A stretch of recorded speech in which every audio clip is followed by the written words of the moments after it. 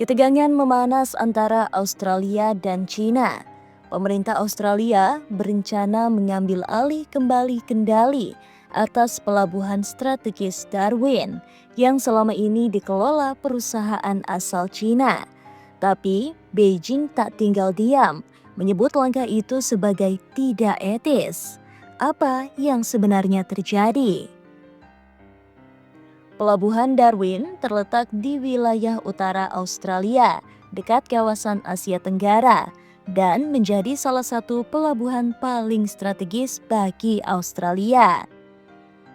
Tahun 2015, perusahaan Cina, Land Bridge Group, menyewa pelabuhan ini selama 99 tahun. Keputusan itu sempat menuai kritik keras karena melibatkan aset nasional penting yang disewakan ke perusahaan yang dianggap punya hubungan dekat dengan pemerintah Cina. Tahun 2025, 10 tahun setelah kesepakatan itu, Perdana Menteri Australia, Anthony Albanese, menyatakan pelabuhan tersebut harus kembali ke tangan Australia. Ia menyebut Darwin sebagai aset strategis dan berencana untuk membeli kembali kendalinya dari Land Bridge. Langkah ini muncul di tengah kekhawatiran akan keamanan nasional dan meningkatnya ketegangan dengan Beijing. Duta Besar Cina untuk Australia, Xiao Qian, mengecam rencana tersebut. Ia menyebut tindakan Canberra sebagai langkah yang dipertanyakan secara etika.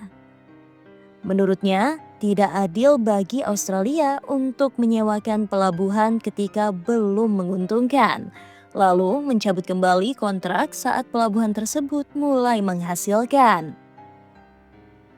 Hubungan Cina-Australia memang tidak dalam kondisi baik.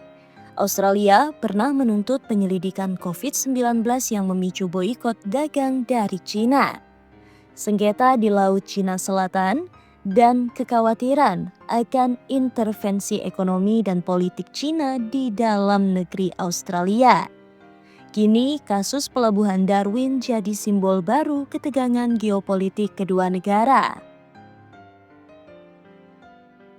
Pelabuhan Darwin bukan pelabuhan biasa. Disinilah marinir Amerika Serikat ditempatkan sebagai bagian dari kerjasama pertahanan dengan Australia. Bahkan saat kesepakatan sewa dengan Land Bridge terjadi pada 2015, Presiden Obama dikabarkan tidak diberitahu sebelumnya dan menyampaikan keluhannya secara langsung ke Canberra. Kini, di tengah konflik Amerika Serikat-Cina, pelabuhan ini menjadi titik krusial dalam geopolitik Indo-Pasifik. Langkah Australia memang menimbulkan pertanyaan. Secara hukum, apakah pemerintah berhak membatalkan kontrak sewa sah? Secara etika, apakah wajar membatalkan kontrak setelah pelabuhan menunjukkan potensi keuntungan besar? Cina melihat ini sebagai politik proteksionisme terselubung, sementara Australia menilai ini sebagai langkah mempertahankan kedaulatan nasional.